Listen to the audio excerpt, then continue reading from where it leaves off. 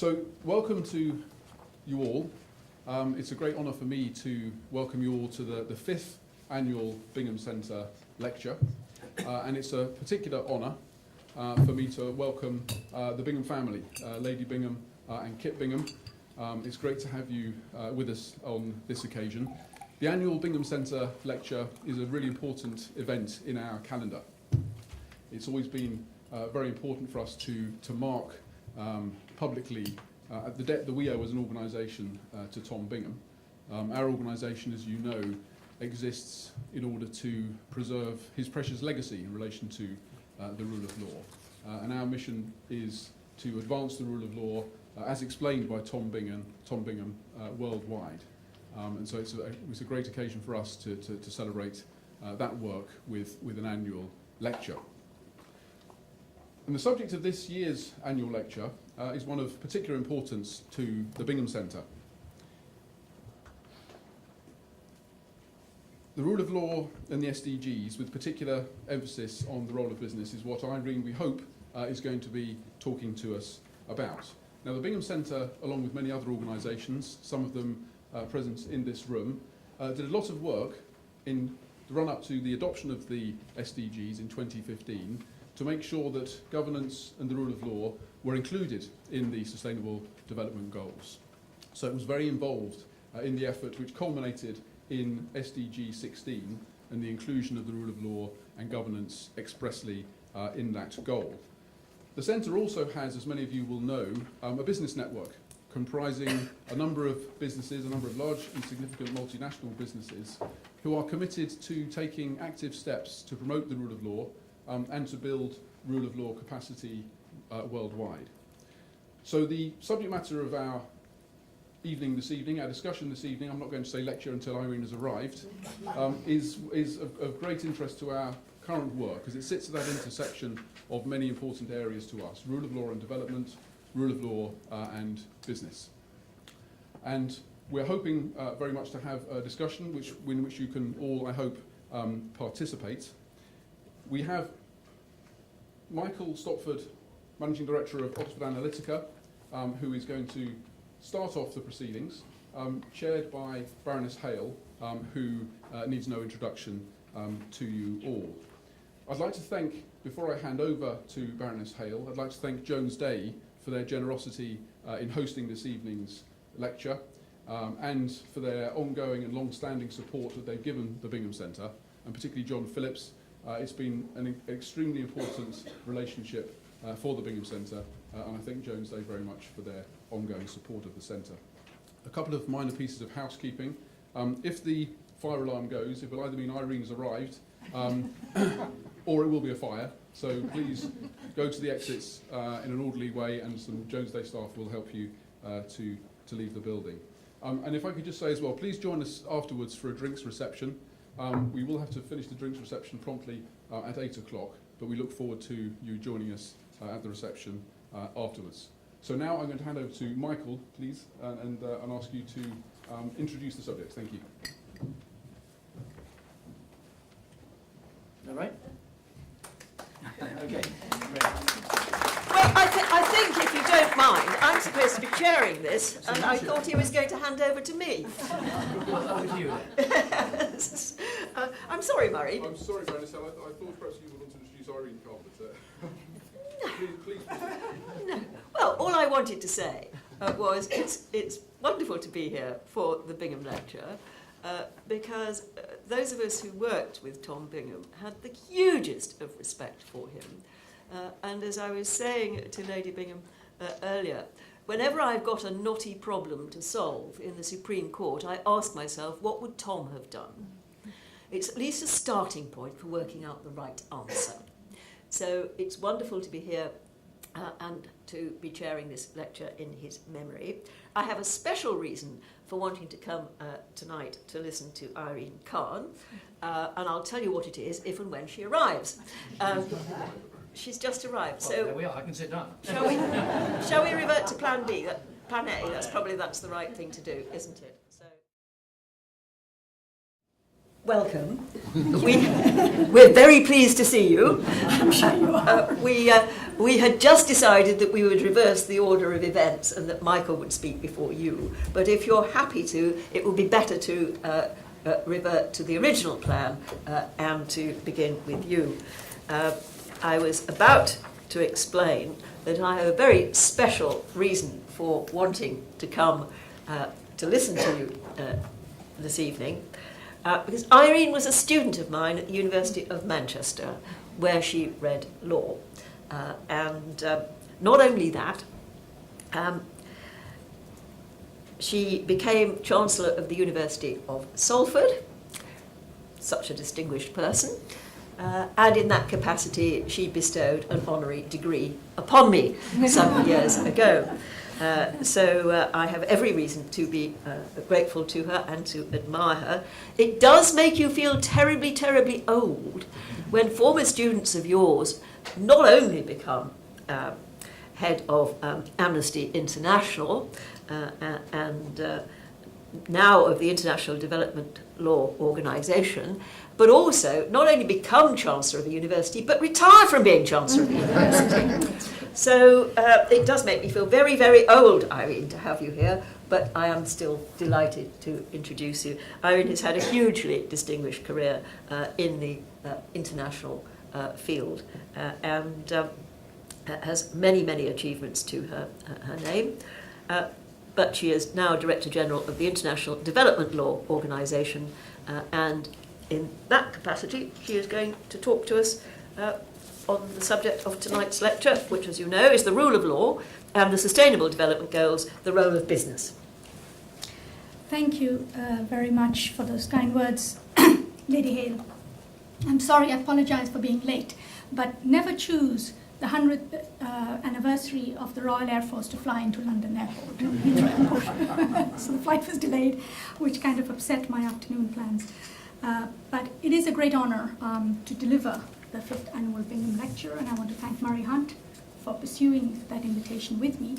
And it is a particular privilege to do so in the presence, of course, of Lady Brenda Hale, my former professor. And you may not remember, but I remember vividly your family law classes. And it was there, this is about 40 years ago, that my eyes were opened to what justice means for women. And that, I think, laid the seeds for my later career in human rights and made me a champion of gender equality. Of course, as Secretary General of Amnesty International, I greatly admired Lord Bingham's clear stand on human rights and his fierce defense of an independent judiciary. Without the rule of law, human rights are just paper promises. And then now, as Director General of International Development Law Organization, which is the world's only intergovernmental organization exclusively devoted to advancing the rule of law, I draw great inspiration from Lord Bingham's insightful analysis of the rule of law. Because without the rule of law, sustainable development can neither be sustained nor be sustainable. And today I will be speaking to you precisely about the relationship between the rule of law and sustainable development and the particular role of business in that context. We live in turbulent times, marked by growing inequalities, intolerance, entrenched conflicts, extremist violence, and societies are sharply divided along ethnic, racial, religious lines. Many people feel angry, left out, left behind, and the disappointments of democracy are upon us with a vengeance. Western leadership is in turmoil. As I left my hotel room, I saw the Evening Standard lying by my door, and the Brexit battle that has begun in the UK, but also the fight for the appointment of the next judge in the US Supreme Court. Populist politics is in vogue, and that does not bode well for rule of law or human rights. Millions of people are fleeing for their lives, but empathy and asylum are in short supply. And I say that as someone who worked for 21 years with the UN High Commissioner for Refugees. Climate change is accelerating, with urgency to tackle it, and I say it as a citizen of Bangladesh, a country that is likely to go underwater. There is widespread disaffection and disillusionment with institutions. Well-established international rules and standards are being flouted. And the 8 principles of the rule of law that Lord Bingham put forward are being weakened in many parts of the world, including in the one where we unfortunately are now. Or rather, we are fortunate enough to live, but unfortunately witnessing the erosion and disrespect of principles of the rule of law. Business is an important beneficiary of the rule of law and a key player in advancing sustainable development. And over time, in recent years, whether as a result of scrutiny from civil society or pressure from consumers, or as a result of self-awareness of business itself, many companies today appreciate the importance of corporate social responsibility. And the adoption of the UN's 2030 Agenda on Sustainable Development have brought renewed focus to the role of the private sector in promoting sustainable development. And there is considerable enthusiasm, I think, among companies, even if not all of them are necessarily taking great steps towards contribution. Many are. Now, the inclusion of the rule of law in the Agenda for Sustainable Development has brought an interesting new dimension to the notion of development, to the theory and policy of international development. And that's what I would like to focus on tonight. What does rule of law mean in the context of sustainable development? And what can the private sector do to advance rule of law in these difficult times in the context of sustainable development? And then why does it matter at all? Why should business care? Why should we care? 3 years ago, on 25th of September 2015, world leaders adopted what is arguably the most ambitious agenda for development, the 2030 Agenda for Sustainable Development. It was a product of extensive consultations and consensus building. It is comprised of 17 goals, all to be achieved by the year 2030. And the UK played a leading role in it, including at that time Prime Minister Cameron, not just British officials, but also British business and civil society leaders played a big role in it, as did many others from other parts of the world. Now, the 2030 Agenda, why is it important? Because it has made a paradigm shift in the way in which international development is perceived. And also, I think, in the way in which the rule of law is perceived. First of all, this agenda is comprehensive. It covers a range of priorities relating to economic, social, and environmental issues. For the first time, the 3 pillars of sustainability are being integrated: social development, economic development, and environmental protection. For the first time, development actually seeks to balance the ambition of current generations to eradicate poverty with the interests of future generations to protect and preserve fragile ecosystems. Economic growth, for example, is part of that agenda, but so is the protection of natural resources. Education and health are also goals of the agenda, but so is responsible consumption. So you can see this effort to balance. And there could not be a more explicit acknowledgement of the importance of the triple bottom line of responsible business. The second thing to note about this agenda is that it is an explicit commitment to fight inequality within societies and among nations, as well as between men and women.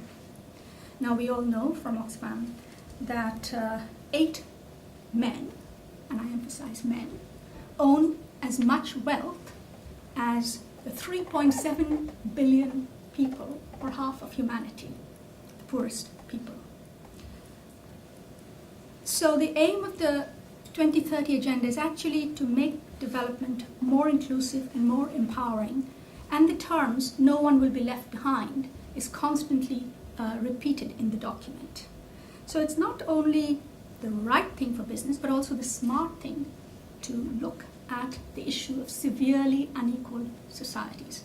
Of course, it is also important for policymakers, for public policymakers, for governments and institutions to look at it, but so too for business. And I emphasize for business because a recent survey done by PricewaterhouseCoopers found, and this was a survey covering 986 businesses in 10 sectors, did not list inequality among the top 5 priorities for business.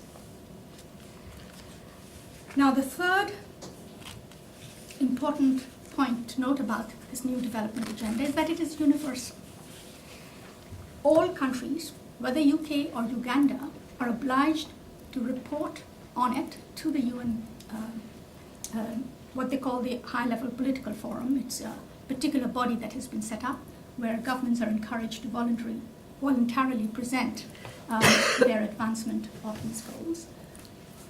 And Sweden and Swaziland are there together, UK and Uganda together. So it doesn't matter which part of the development spectrum you are in, you are obliged to report. And that means that the international community has finally admitted that development is not something that just happens over there. It needs to happen in every society. And that poverty, unfortunately, has found its place also in developed countries, also especially in middle-income countries. There are more poor people today in middle-income countries than there are in the least developed countries of the world. Now, the final and most importantly, what this development agenda does is, for the first time ever in the history of development policy, it recognizes access to justice and rule of law as access to justice as a goal and the rule of law as a target of this agenda. And not only are they explicitly mentioned in this Sustainable Development Goal 16, it's actually the principles run through the entire agenda with the references to equality, gender equality, non-discrimination, equitable access, rights, legal frameworks, institutions. For the first time, you see good governance, rule of law, legal framework, legal principles being injected into development policies and goals and targets. And that puts the whole concept of the rule of law in a different place than it has been before. It's not only far away, it's not only about court processes, it's actually about making a difference in people's lives. Now, of course, given the makeup of the UN governments, the UN member states, it was no surprise that this particular goal, SDG 16, with rule of law and access to justice, became the most controversial of all the 17 goals. And it took months and months of negotiations and considerable pressure from civil society organizations, as well as organizations like mine, to eventually get the world's leaders to realize that fair, rule-based processes, transparent, effective institutions, and inclusive societies are both enablers as well as outcomes of sustainable development. Now, of course, it's a no-brainer to many of us, the importance of the rule of law to development. But we did have to spend a lot of time and effort in making governments understand, including with case studies, that stable, transparent legal regimes promote economic development. And when you promote equal opportunity and equitable access to basic services, you actually advance social development. And when you strengthen the legal framework to protect the environment and ensure fair, sustainable management of natural resources, you protect the planet. And so the rule of law is relevant to economic development, social development, and environmental protection. Nevertheless, the rule of law remains controversial. And why? Because it's a highly complex, inherently political concept. Because it involves value choices about justice, governance, accountability, and rights. And because there is no single understanding of the rule of law. The UN has no definition of the rule of law that is accepted by all member states. The diversity on the one hand means that everyone can agree it's a good thing, but that same diversity also means that you can cherry pick the bit that you like and still claim to abide by it. In fact, Lord Judge, I think, who gave the lecture last year, talked about countries which would not recognize the rule of law if it hit them in the face, claim to abide by it and uphold it. Now, let me give you two examples of diversity, the diverse interpretations of rule of law that I experienced last week. Both of them happened in the space of 5 days. Last Monday, I was in Beijing. I had been invited by the Ministry of Foreign Affairs to address the Belt and Road Legal Cooperation Forum. Now, the Belt and Road is China's $1 trillion international cooperation initiative. And the purpose of it is to implement infrastructure, innovation, and other very large development projects in many countries around the world.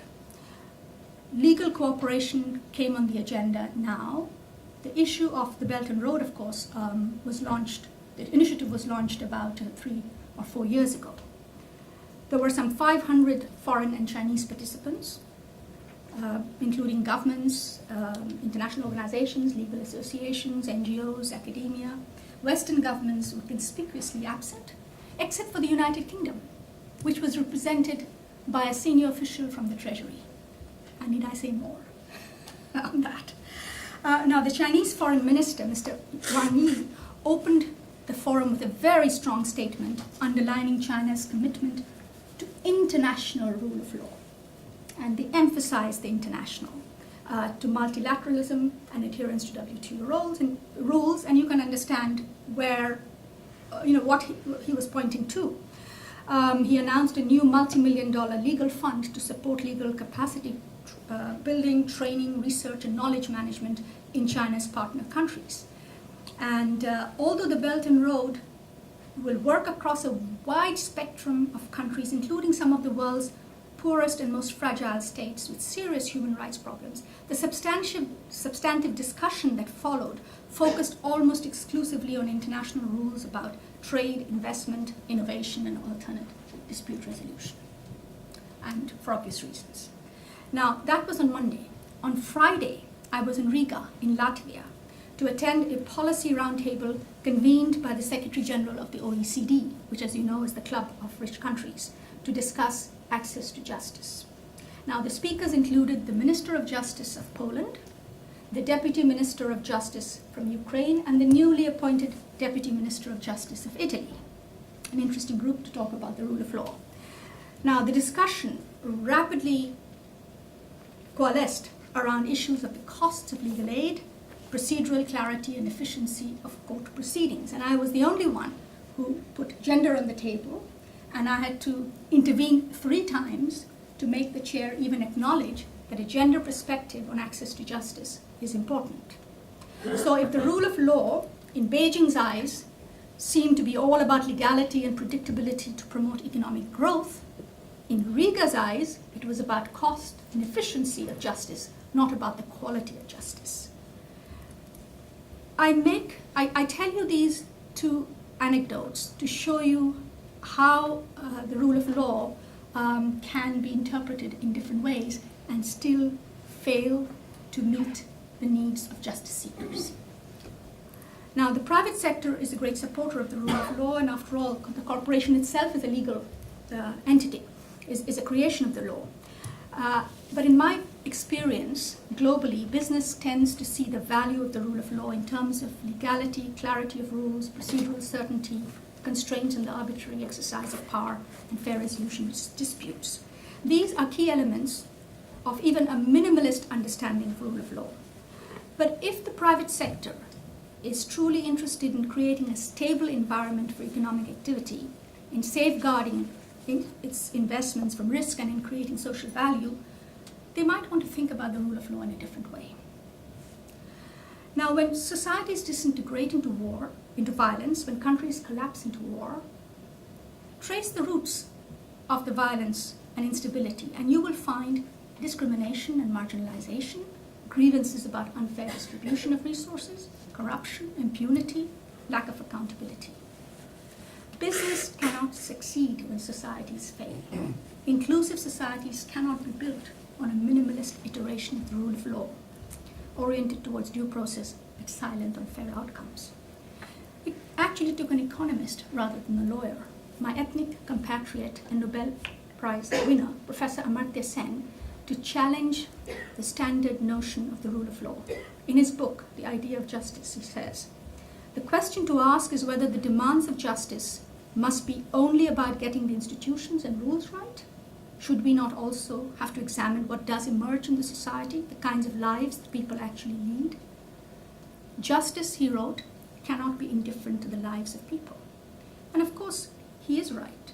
If the needs of the poorest and most vulnerable people are to be prioritized, as the 2030 Agenda asks us to do, then the rule of law and all those who support it must be preoccupied with fair outcomes as well as effective and efficient rules and institutions. Now, the UN, as I said earlier, does not have a definition, an agreed definition of the rule of law, but the UN Secretary General has put out his definition of the rule of law as a principle of governance in which all persons, institutions, and entities, public and private, including the state itself, are accountable to laws that are publicly promulgated, equally enforced, and independently adjudicated, and this is the important part, which are consistent with international human rights norms and standards. Now, this definition of the rule of law underlines equal protection and accountability. It's about safeguarding rights. And at its core is the notion of equality, that everyone is equal in the eyes of the law, equally accountable before the law. This definition also brings human rights into the equation. And that's critical because human rights are a benchmark for measuring justice. Laws by themselves may be fair or unfair. Laws can discriminate, just as they can promote equality. Institutions can exclude poor people, be corrupt, opaque, unaccountable. But when human rights are seen as part of the rule of law, then there is a powerful framework of internationally accepted standards underpinned by international treaties against which laws and institutions can be measured. Now, poverty, which is eradication of poverty being the key goal of sustainable development, is fundamentally about powerlessness. By encouraging human rights, by encouraging participation, accountability, transparency, actually empowers the poor. It confers dignity on them. And that is a benefit that may not be obvious in legal terms. It's not written in the right as such. But the very act of claiming your right empowers you. And that is where access to justice and rule of law make a tremendous contribution when rule of law is seen as incorporating human rights, makes a tremendous contribution to the eradication of poverty. And it's important to understand human rights as including both civil and political rights as well as economic, social, and cultural rights. And this is where I find very often in the Western interpretation of human rights, civil and political rights are emphasized while economic, social, and cultural rights are de-emphasized. Human rights are an integral whole. Some human rights constrain arbitrary power, for instance, forbidding torture, but there are others that actually enable or require state action, for example, the right to education or health care.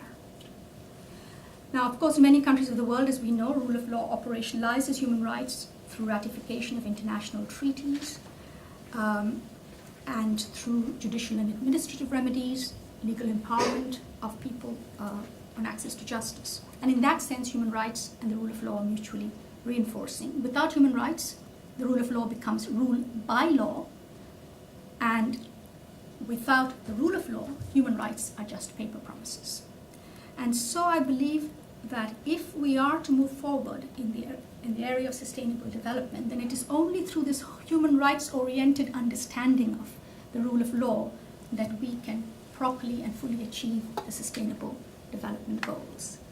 But human rights remain a controversial issue in the UN system, and even the United States, as you know, recently has withdrawn from the UN Human Rights Council, ostensibly because of what it feels unfair criticism of Israel. But by withdrawing from the Human Rights Council, it's actually also withdrawing from scrutiny of its own behavior too. And there remains a lot of ambiguity about human rights among governments, among scholars and practitioners, even though as far back as 2004, the UN admitted that the development paradigm includes human rights. Now look at the World Bank's Doing Business Index, which, as you know, actually measures the economic competitiveness of countries. Now that makes no reference to human rights. There is much emphasis on transparency, on accountability, fair laws, adjudication systems, to encourage trade, investment, and economic opportunity, but very little about how laws and institutions address political, civil, economic, social, or cultural rights of people. The index, however, shows very clearly that the more robust and fair a legal system, the more competitive the economy. And the more robust and fair legal systems are usually legal systems based on human rights. Now, so my first point that I would like to make is this new approach to the rule of law. It may not seem so important here in the United Kingdom, where Lord Bingham already, in his, as you will recall, in his list of 8 points, had put human rights there. It's accepted. But there are many parts of the world where it is not accepted, including in parts of the world where British business is operating. Now, as an intergovernmental organization, IDLO, we are specialized in institution building, capacity development, legal empowerment. We work with state institutions as well as civil society to strengthen the rule of law in countries emerging from conflict, as well as middle income and more developed countries. Now, on the ground, when we are working with those countries, we have to, of course, uphold international standards. And we believe that trying to inject human rights into those institutions is critical to the sustainability of the institutions. But we are also acutely aware of what I would call the political economy of the rule of law. And that means the nature of the institutional reforms that are taking place, their impact on different interests in society, the power dynamics that drive or hinder the reforms. That's absolutely critical when you are trying to translate the rule of law in a practical way through a development policy, through a development strategy into institutions.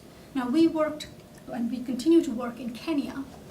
We assisted the Kenyan government to draft their new constitution in 2009. We worked with Parliament on drafting laws to implement the new constitution. We worked with the judiciary to transform itself from appointment systems to capacity development to even policies, internal policies, as well as the way in which they operate outside. We were responsible for supporting and assisting the Kenyan judiciary on electoral dispute resolution.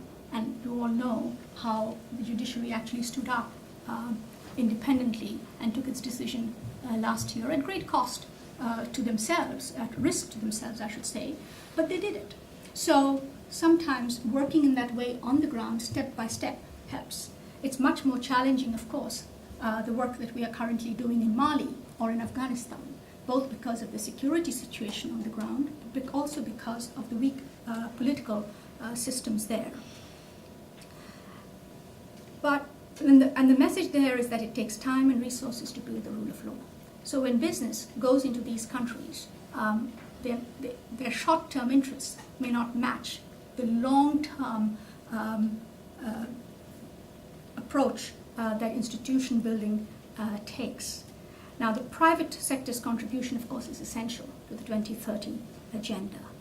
And as the Deputy Secretary General of the UN said, the SDGs present for business 17 opportunities for investment, 17 goals. Each of them represent different public goods that are desired by governments, investors, and consumers alike, and that, of course, challenge the private sector to innovate, to adapt, and to respond. And taking up this challenge creates opportunities for accessing new producers, consumers, new markets. And it's a huge market, I'm told, $12 trillion in 4 sectors alone, according to the Business and Sustainable Development Commission. Now, how should business approach this opportunity? As a short-term interest or as a longer-term one? Now, business tends to work on a different cycle from development organizations like mine. But let me highlight a couple of areas where I think business could focus. One is the issue of gender discrimination, and the elimination of sexual and gender-based violence. According to the 2018 World Bank Women, Business and Law Report, over 104 countries still have laws preventing women from working in specific jobs. And many women are unable to participate equitably and freely in economic life in their own countries. We are currently doing a study to identify the legal obstacles that women entrepreneurs face in a number of Arab countries. And the idea is, from that study, to produce recommendations on which action can then be taken.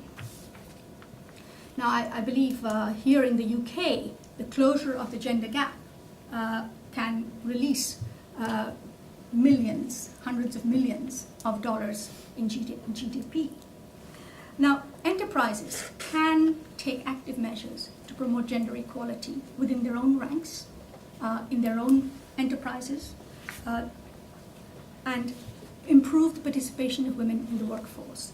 And there have been examples where even in restrictive societies where women are not allowed to work freely, the way in which businesses approached it has changed social attitudes.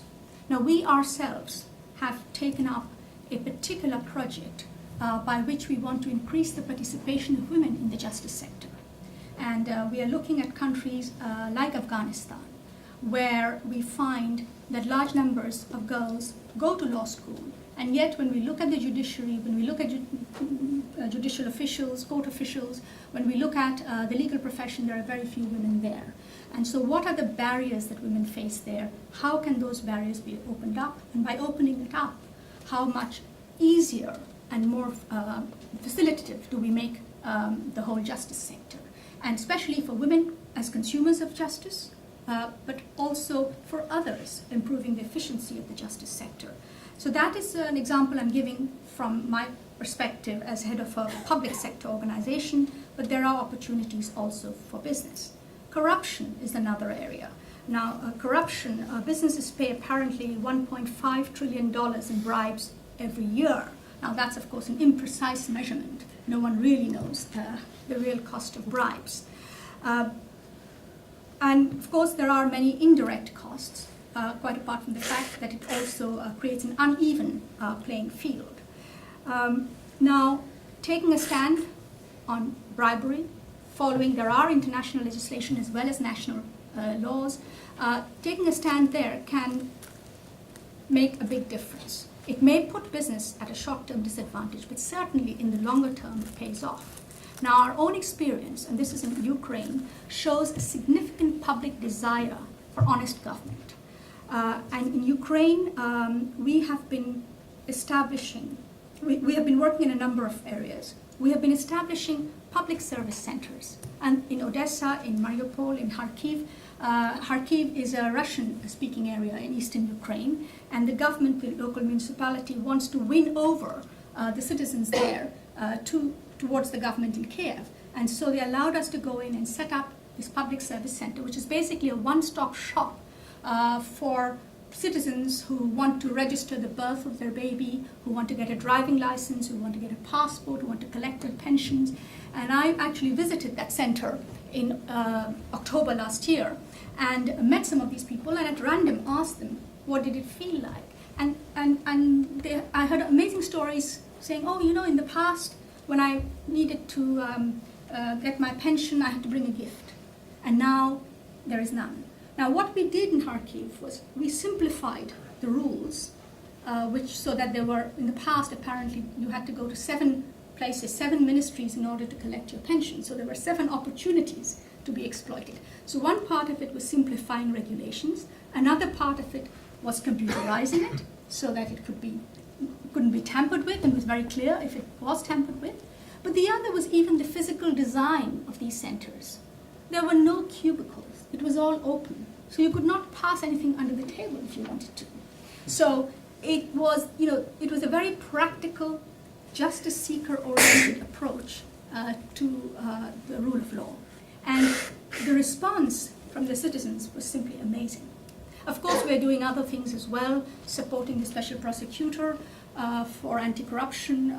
We helped establish the National Anti-Corruption Bureau and so on. But when it came down to this people's contact with institutions, that's where I think probably in the longer term the biggest impact is going to be. And so I come back to this notion of a people-oriented approach.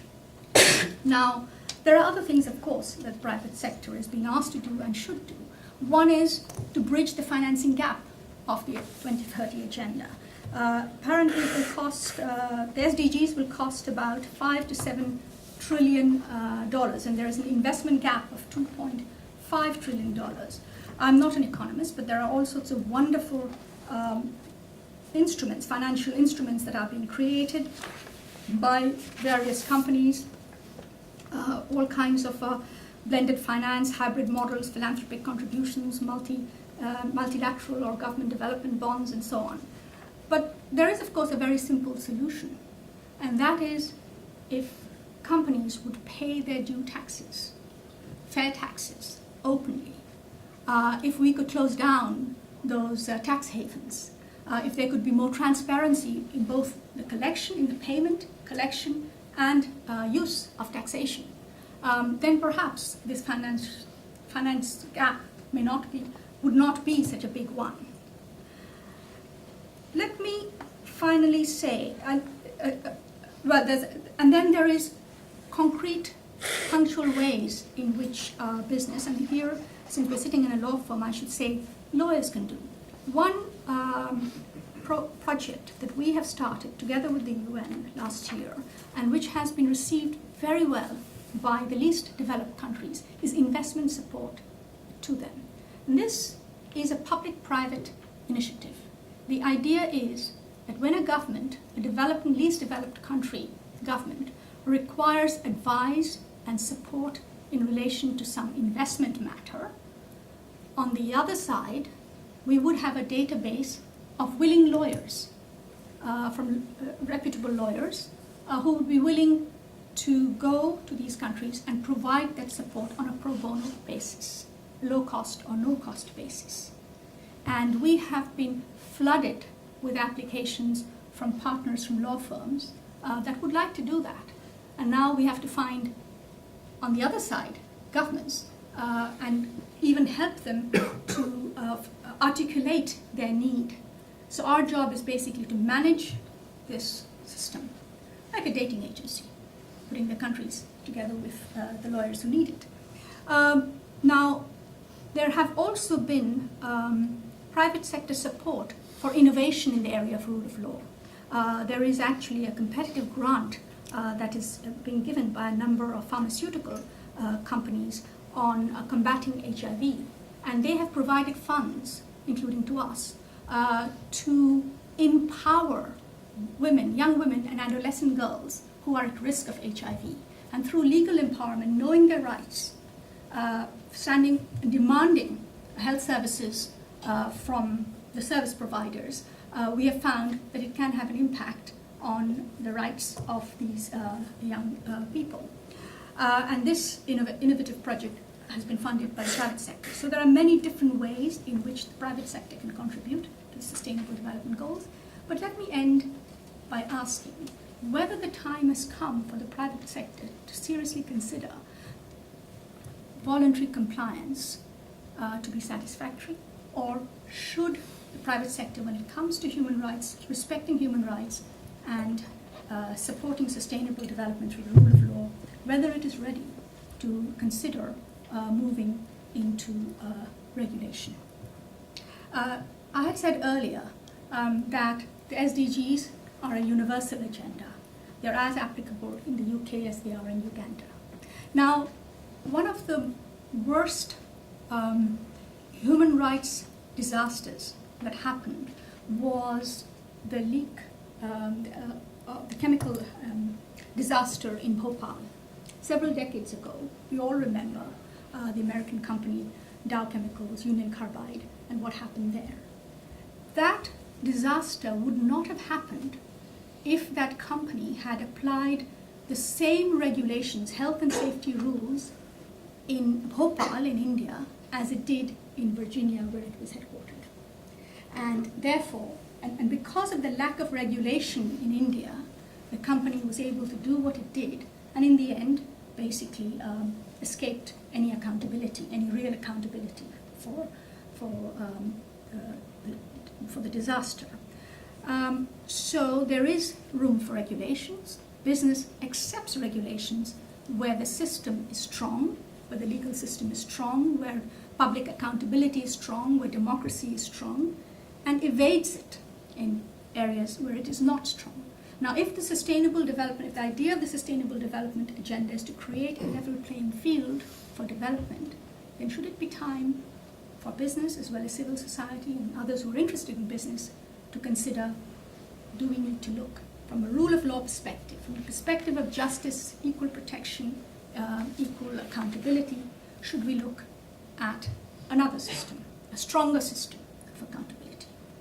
So the 2030 Agenda opens up great opportunities, risks, challenges, but it is the only, I think, the only sort of program, international program of hope at a time when there are clouds, dark clouds of despair, conflict, isolationism, xenophobia, and at this moment in time, the 2030 Agenda offers some hope, and that in itself, I think, should be an encouragement for all of us to find out what it's about, how can we contribute to it, whether as civil society, whether as business, or of course governments, who are the primary, I think, duty bearers on development. Thank you. Thank you. Thank you.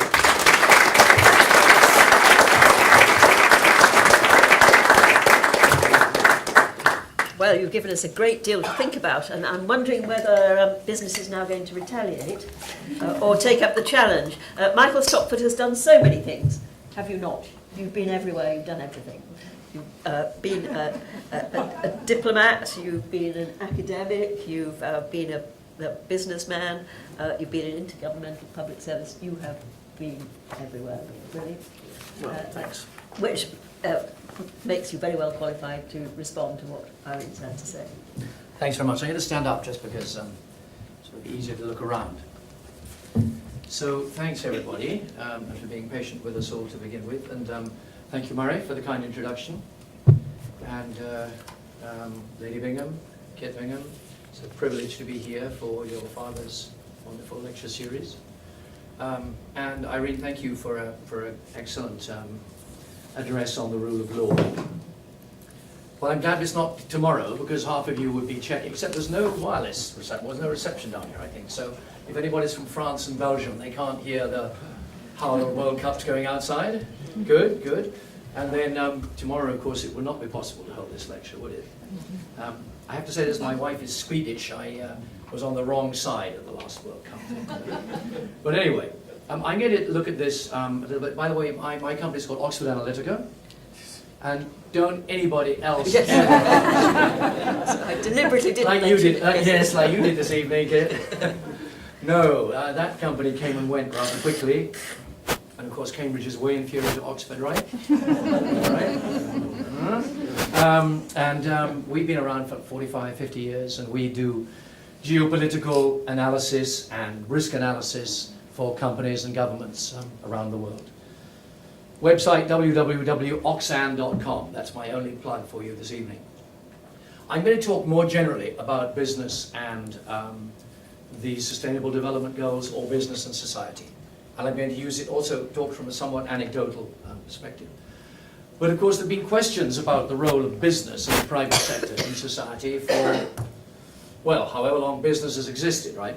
I was up in going to the north of England the other day and passing by Bourneville.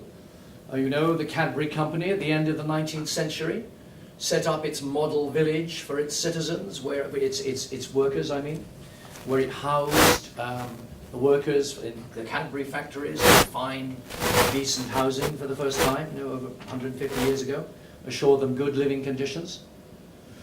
And the other pole, we had our very own UK rapacious East India Company that went around the world, you know, ravaging and plundering the world for resources. I think we have to say so as looking back on that history, which I read recently descended in its final throes into opium trading in China. So you've got every type of extreme on the role of business and society, even in this country. the debate is, of course, ongoing. Amongst the things that I did, as you mentioned, Baroness, I ran the famous corporate social responsibility area for three companies. I ran it for ExxonMobil, for Coca-Cola, and for Syngenta, which is an agribusiness. And I remember the fierce debates we had, and this is going back between 5 years ago and 20 years ago, about the role of business in society overall. Human rights, development, social responsibility. I felt a personal sense of triumph, I have to say, Irene, when ExxonMobil incorporated the Universal Declaration of Human Rights into its guiding principles for the company. This is 20 years ago, which I thought was a great advance. But to every business leader who accepts their responsibility in this area, there is, of course, who accepts responsibility to what we call stakeholders, rather than purely shareholders. There were always those who continue to echo the famous Milton Friedman, you know, the business of business is business, or as he precisely said, the social responsibility of business is to increase its profits. Mm-hmm. And those who have espoused a business strategy, rather more committed to social good and sustainability, have not always had it so easy, and that goes from all the way from the portfolio to the sort of social behavior of businesses. I worked at Coca-Cola, sorry, I had some allergies, until a few years ago, and we watched Pepsi-Cola under the leadership of the great Indian CEO, Indra Nooyi, who actually really failed in her endeavor to move that company's portfolio in a more healthy direction. And she faced a serious market opposition to her endeavor to move from what she called the fun-for-you products of Pepsi and Coke and all these nice things that make you obese, to a rather more healthy portfolio. So the market seems to have pushed in a different direction there. To my mind, the most impressive CEO leading the sort of sustainability agenda today for a rather visionary, socially and environmentally conscious business agenda is Unilever, Paul Polman. I'm sure many of you know Paul Polman, who began at Procter & Gamble, went to Nestle, now has been running Unilever for some time. At a meeting last week in Helsinki, I heard him say to a group of Nordic business leaders that business without a purpose was pointless. And he wasn't referring to the purpose of making money, he was referring to a higher purpose. He was warmly endorsed there by a very friendly audience, doubly friendly because there were a lot of young entrepreneurs, and the rest were Nordic business people who have a rather more enlightened view of things than some other regions. But then you read a lot of criticism of this approach. Some of you may have noted that Unilever has been heavily criticized for taking this sort of long-term approach. And you know, Unilever had to fend off a takeover from Kraft, which was focused much more on the short-term bottom line. A writer in Forbes magazine last year attacked Polman and Unilever and said, shareholders need to toss their CEOs when they put their personal agendas before the interests of investors, and they put superficial feel-good needs ahead of sound business decisions. Well, I just want to put that out there in front of you as something that certain business audiences are still saying. Well, at this distinguished gathering of international lawyers, and I'm going to check my watch, by the way, I won't attempt to engage in legal exchanges, that's for you, Irene, and for all of you here, over the applicability of legal standards to business. I'll just make a couple of references to my own time in human rights when I was at the UN Center for Human Rights, Irene, when Thomas Hammerberg was head of Amnesty International. And we worked closely with Amnesty. And we were primarily focused on the obligations of states, of course, the two famous covenants, the Civil and Political Rights Covenant and the Economic and Social Rights Covenants. And as you say, there was a certain north-south divide in terms of which countries gave priority to those two. But we had even then begun the long discussions on the applicability of human rights principles to business. And those led, as some of you know, I'm sure, to the Ruggie principles, originally, John Ruggie of Columbia, and then the guiding principles on business and human rights, which were up there today. So when I moved after my UN time into the private sector, I was involved in the same debate from the other side. The multinationals I work for were of course bound by the FCPA, the Foreign Corrupt Practices Act, which, as you all know, in the US effectively addresses bribery, corruption and transparency. And I endorse everything you said about, of course, the interest of businesses themselves to have a level playing field on corruption and transparency. And then beyond this, some of us got quite involved in the Alien Torts Claims Act, that I'm sure many of you are familiar with, which in theory allows foreign citizens to seek remedies in US courts for human rights violations committed outside the US. But I have noted that in most cases, US corporations seem to have successfully defended themselves against that act. But at any rate, whether business should adhere to human rights standards universally or advance the SDGs is not just a legal matter. You've talked about the wisdom of investing in opportunities, Arini. I'm just going to look at it from a couple of other perspectives, and to be very kind of hard-nosed and business-oriented in this way, because I think that's a useful, perhaps, other perspective for us all. I think there are two main arguments, in addition to the investment argument, which is not always an easy one anyway, for business to act in an ethical and sustainable manner. Firstly, simply for business success and efficiency. And secondly, for reputational reasons.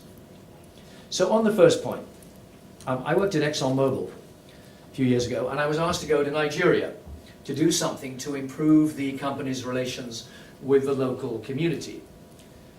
And those relations were very bad. I don't know if there's anybody from Shell here, but I know that your business community does include Shell. Oil companies were so unpopular that workers were being kidnapped, sometimes killed, facilities were being looted, and production was blocked. Shell, in fact, was the chief target, but Chevron, ExxonMobil, my company, were also in trouble. The Niger Delta communities saw the companies as foreign bodies feeding off their natural wealth and resources without giving anything back to the local community and polluting the rivers and streams. Not an unfair description, frankly.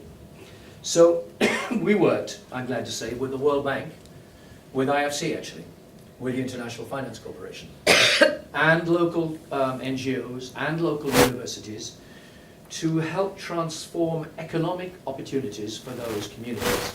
It was a long haul, and there were lots of ups and downs, but I'm glad to say that it was ultimately a successful approach. Now that might be called, way beyond any kind of ethical considerations, simply business continuity or risk management, right? We were managing the risk. Under the same heading, you might add decent labor relations. Adherence to labor rights under ILO standards, or at least the maintenance of working conditions that ensure a workforce prepared to perform their duties successfully. If you take this business continuity approach further, you can see how it applies to supply chain management and sustainability. One of the things I was responsible for at Coca-Cola was sustainability and to some extent supply chain management. We had to assure a predictable supply of the raw ingredients for the products. Well, that means sugar, water, some fruit, and I had to try and check that we were producing whatever we needed in a sustainable manner so that we could assure a continued supply. I may say I didn't get anywhere when I asked for the secret formula. And I said, well, what else? You know, gum, Arabic, what are all these? Maybe cocaine, something good here? But I was told, you do not have the right to know that, and the secret formula is locked in a vault in Atlanta. So I didn't get too far on that one. But anyway, a predictable supply chain does have to take into account sustainability factors, which means a connection with, of course, the SDGs. Coca-Cola had issues with water in India. Even Unilever, which I praised just now, has had a lot of issues around palm oil production and soybean production, as you know. And they've had to establish special round tables, stakeholder round tables, to look at how to manage these things sustainably. Nestle had problems with cocoa sustainability in Africa. Now, many companies have in fact done sterling work. We talk about investment opportunities, Arena, but they've done sterling work in setting up local community production that ensures predictable supply, sustainable sourcing, and reputational advantages, which I'll come to. For example, the way Nestle produces local milk production today. Starbucks, as you all know, with all of its organic coffee production, etc. So that brings me to my second and last point there, which is reputation and brand. When I worked at Syngenta, which is an agribusiness based in Switzerland, a multinational agribusiness now bought by a Chinese company, we were floored by totally unanticipated accusations of child labor. Astonishing for us. We had absolutely no idea that there was any involvement in child labor. But I vividly recall the chairman of the company calling me into his office and brandishing the Swiss tabloid that all Swiss people read, whose headlines was Syngenta enslaves children in India. It actually said that we were employing girls under slave labor conditions, aged 5, in hybrid cottonseed production in India. Well, that wasn't a great headline for this proud Swiss company to have. And in fact, we were then awarded the Cactus of the Year prize for the worst company of the year by that same Swiss newspaper. So it was a low point in our overall reputation. I don't have time to tell you the whole story on this, but it was an astonishing story by a supplier to a supplier to a supplier who were indeed employing young ladies, young girls, 5 to 7 years old, to do hybrid cottonseed production in certain far-flung areas of India. Whatever the merits of the case, obviously we were totally wrong, and we had to do everything we could to change it around, and we did change it around. We trained adults to do the same kind of hybrid cottonseed production. We poured money into children's schools in that part of India, and in the end, we solved our problems both reputationally and in terms of the supply chain. But it was an example where everything was wrong. You know, the supply chain was wrong, our sustainability focus was wrong, and it hit our reputation very badly. How much worse that would have been, actually, if we'd had, of course, a consumer-facing company. Our company was business to business. If you face consumers, you're hit even harder from a reputational point of view. Human rights issues, environmental disasters, or other behavior incompatible with international norms can be disastrous for businesses. I mean, I don't think that Nestle has ever recovered from its fiasco with that, breast milk powder production, which they handled appallingly, as you know, and even though half a century has gone by, they've never been entirely free from that scandal. Monsanto, Syngenta's competitor, I think will always be seen as the company that took the wrong attitude on GM, on genetically modified foods, even if you may say there's nothing scientifically wrong with them. And I think, Irene, that Dow still suffers from its work, from what it did in Bhopal. I don't think Dow will ever be free of the taint of the company that behaved badly around Dow and around Bhopal and that terrible disaster. Even if they may have gotten off the hook in some way financially, reputationally, that's still there. Conversely, companies that take a proactive and progressive approach, to finish here, to advancing international norms, to ally themselves with the SDGs or the UN Global Compact, will gain a reputational advantage. Now that obviously does apply most closely to consumer companies, like Coca-Cola, say, because brand value is partly dependent on reputation. Considering the immense benefit a company like Apple, Starbucks, or even my own Coca-Cola derives from its brand, there are major financial sums at stake. We had a rather complicated calculation at Coca-Cola that showed that if the reputation of the company, the name, the Coca-Cola company, dropped below a certain threshold in any market, there was nothing that any marketing people could do by an incremental market spend to turn the situation around. Excuse me. So there are many reasons as to why businesses should adhere to the rule of law, respect human rights, and even advance positive development goals like the SDGs. There's legal, there's business effectiveness, there's investment opportunities, and finally, there are the reputational and brand issues. In the end, though, the debate hinges on the bigger questions, I think, the broader question of what type of society do we all want? At least citizens in our democratic societies, or those who can excuse me, express our preferences in more or less democratic societies. And it comes down to, do we want business to be uninhibited, to have an uninhibited scope to maximize shareholder return, above all else, in the belief that unfettered capitalism in a totally free market is the greatest driver of economic growth? Or do we want business to subordinate purely short-term economic success to a wider set of social and international goals to which they're expected to contribute as much as other sectors of society? Well, I try to argue that these two are in fact not incompatible, and I think I would totally agree with you in that way, Irene. Business success with a wider purpose, to paraphrase Paul Pullman, as I mentioned just now. And that's essential to bridge the divides we face today in society, national or international. Or to quote a favourite author from my student days, E.M. Forster, only connect the prose and the passion live in fragments no longer. Thanks very much.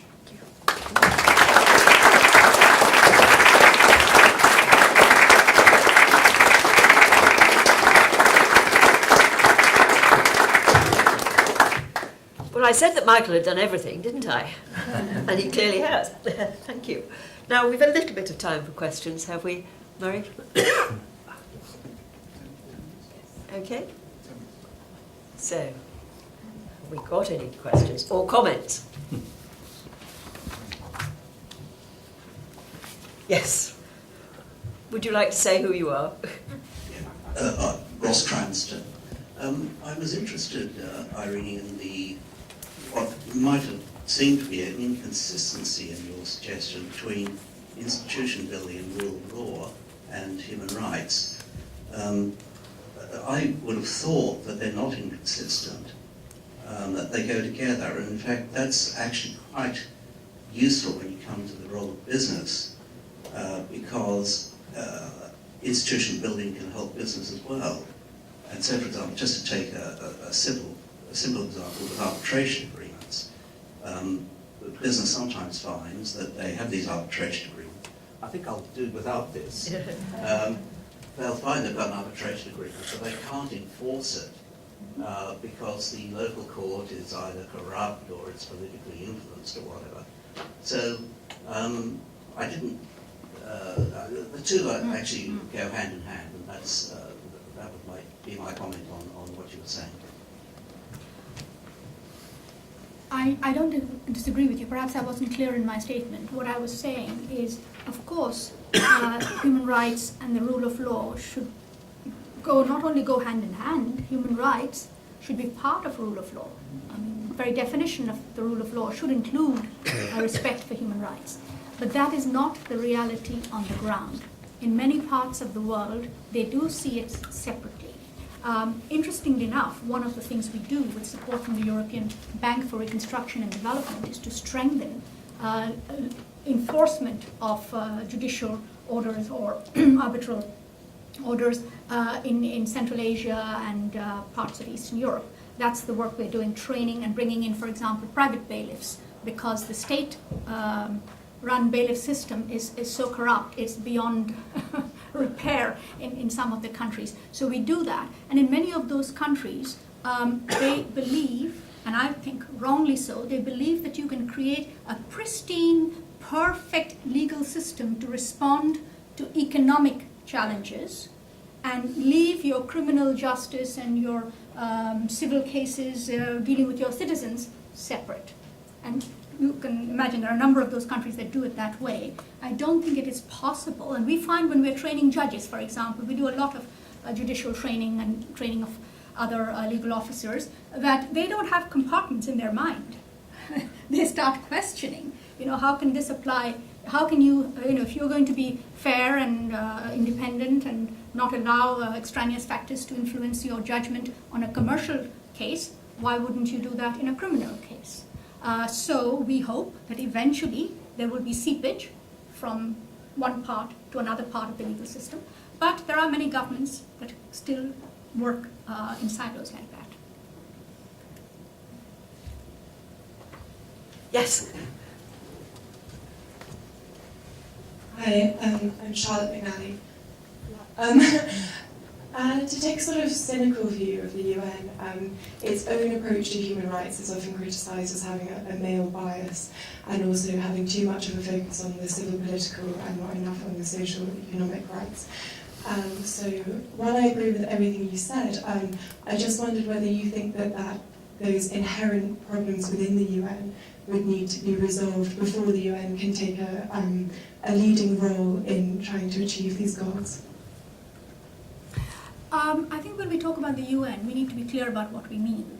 The UN, in one sense, the UN is the Secretariat and the employees of the UN who carry out programs. And in another sense, the UN are its member states.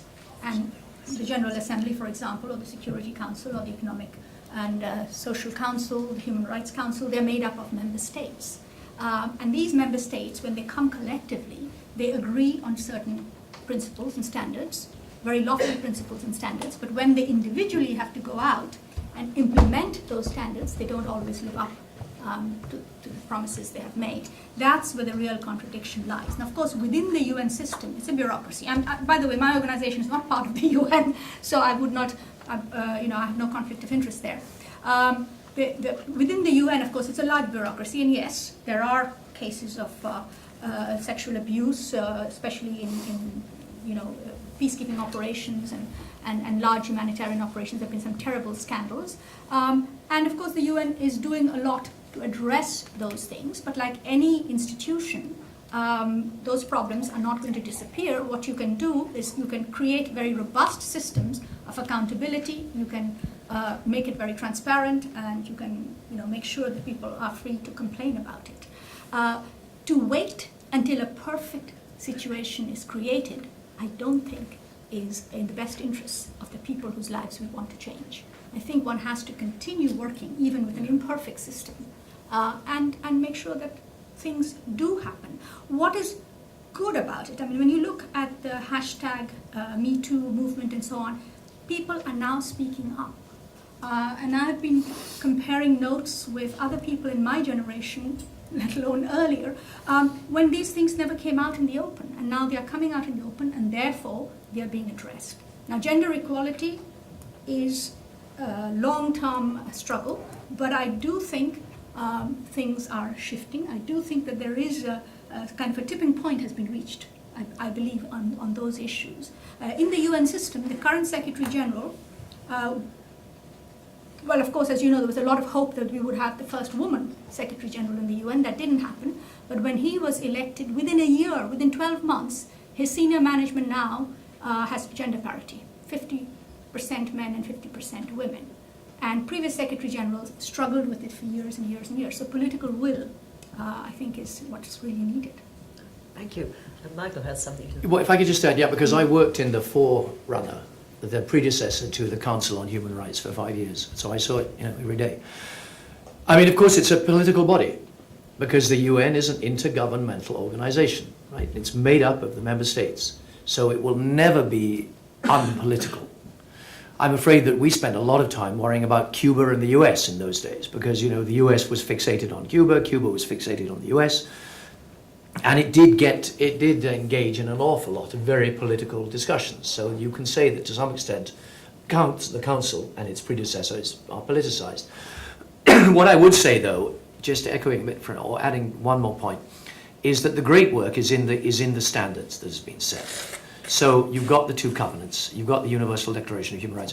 You've also got other things, like the optional protocol to the civil and political on the death penalty. Well, I think that because there is a death penalty protocol, it has moved states to, I don't know where you stand on this, but on the assumption that you stand against the death penalty, it has moved states more into that direction by simply having that international standard out there. And then we had in the UN these mechanisms that you may know of under the Council, like the Special Rapporteur on Torture, Special Rapporteur on Summary Executions, and working with Amnesty International and others, we actually did prevent torture, stop people from summary executions, etc. So I think there were some very practical examples of the machinery working, despite at many levels it being very politicized. Could I just add one more point there? And that is, as head of Amnesty International, I was in the business of pointing out when things were going wrong. Now, as head of the International Development Law Organization, I'm on the other side trying to find out why things go wrong and how do you fix them, because I actually have to help governments find answers to it. And one big gap is between the international standards that are adopted up there and what actually happens at the national level. The institutions need a lot of support in translating treaty obligations into national laws, but not just national laws, into regulations, into policy guidelines, and so on. And that's the kind of nitty-gritty work that my organization is now doing on the ground, and we find there's a huge need, a huge gap, capacity gap there, that no one thinks about. And yet there is a lot of advocacy going up there about human rights not working out, when actually a lot of work down below might create the capacity and the willingness and the systems and mechanisms for holding governments to account. Yes, over there. Yes, Marcus Kering, the Arthur Watts Senior Research Fellow at BICL. Irene, I was very inspired by what you said about sort of this triangle between the private sector, the SDGs, and the rule of law in general. I was wondering whether we need more, in a way, more education, like what your organization offers, to judges in terms of the Sustainable Development Goals. Because I think we all have started to speak the human rights language, but I'm still missing the sort of daily discourse about how, it hasn't really entered the public discourse to the extent that human rights have. So should we educate people more about the Sustainable Development Goals? And furthermore, do we maybe need special training for judges, right? So I think judges could also learn a little bit more about the fantastic Sustainable Development Goals. Well, that's an intriguing thought. The SDGs, of course, are not legally binding, as you know. They are a policy document rather than a treaty. And that is why governments were very, very careful not to put in human rights language into the SDGs, because then they would make the SDGs binding. They want to keep open their options on policy making. But nevertheless, at the national level, there's a lot to be done. And what has now happened is the system of voluntary national reporting. Totally using, by analogy, the human rights peer reporting in the Human Rights Council, governments are now being encouraged to report on their SDGs. Right now, I think this week, Switzerland is reporting in the UN in New York, and there have been other countries and so on. And next year, at the ECOSOC, there will be voluntary national reporting on SDG 16, on the rule of law. And we are all not just waiting to see what happens, we're actually actively working to create an analytical framework for understanding how do you report on the rule of law, what do you measure, how do you measure this? So I think there is a lot to be done in terms of alerting the judiciary, but also, these cases are not going to be solved in the courts. These are issues of policy and administrative law and all sorts of state institutions that have to come into play. And yes, there's a huge education task that will happen, but through this voluntary national reporting system, we are hoping that people will get to understand the SDGs better, and maybe that is one way of spreading the message about it, and getting people to participate in the policy-making processes. Making it much more inclusive. Inclusive policy making is really the way forward. Thank you very much indeed. I think we'd better call it a day now, despite the fact that I think we could probably go on quite a lot longer, because I'm told that we have to get out by 8 o'clock. Yes. Yes, and so I think it's necessary so to do. I found the whole thing absolutely fascinating. Judicial education is definitely necessary. It's always a good thing, and sometimes it's necessary. But, of course, we only deal in justiciable matters, and not all of these things are justiciable. but it doesn't stop us needing to know about them, of course. The thing that struck me that you said, Irene, and I've heard it recently also, is that there are a lot of countries that don't understand the difference between rule by law and rule of law. And I think that's a crucial distinction that we ought all to have in our minds at all times. So thank you both very much indeed for a very stimulating evening. Thank you.